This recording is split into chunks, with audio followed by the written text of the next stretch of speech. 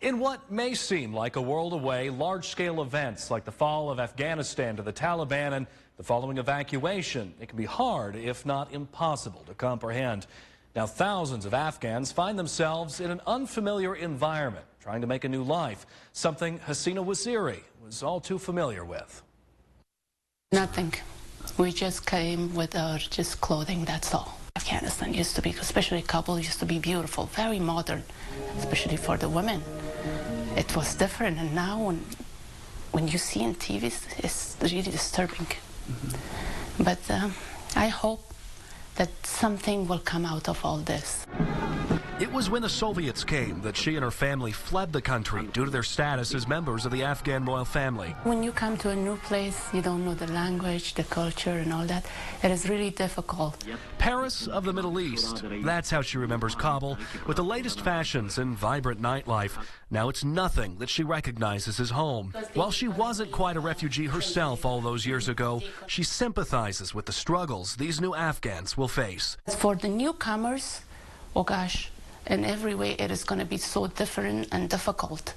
So I'm sure they're going to face some obstacle here.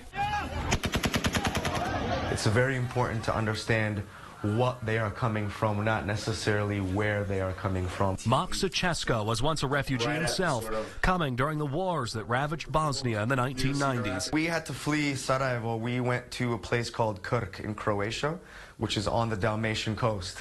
At just 5 years old, he was picked up from what he knew and moved across the world. We were there for a little under a year in a refugee camp, and because my parents had the experience they did, fortunately, they were actually offered jobs at the Bureau of Refugee Services. That would land him and his family in Des Moines, where he now serves as bureau chief for the very agency that helped his family nearly 3 decades ago. When it first opened, was actually only supposed to be functioning and funded for 6 months, and we're still here.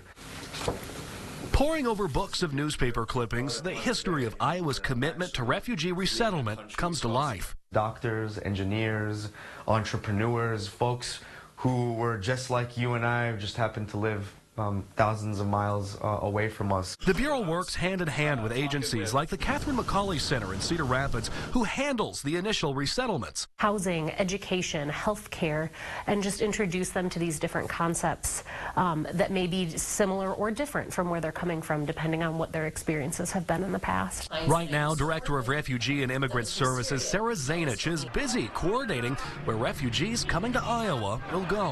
While some have already arrived, more will continue to come until the later part of next year.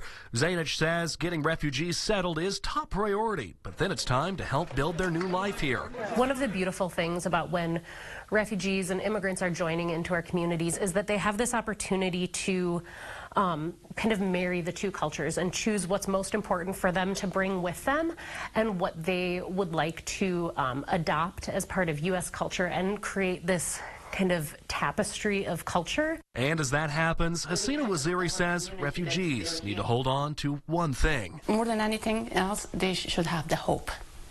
They should have the hope that they're going to go to a better place.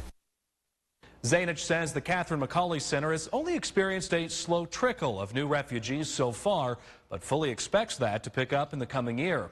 As for where they will live among us. The Catherine McCauley Center in Cedar Rapids works with area landlords to find them housing and nonprofits to find them furniture and clothing. Collin Dorsey, News 7, KWWL.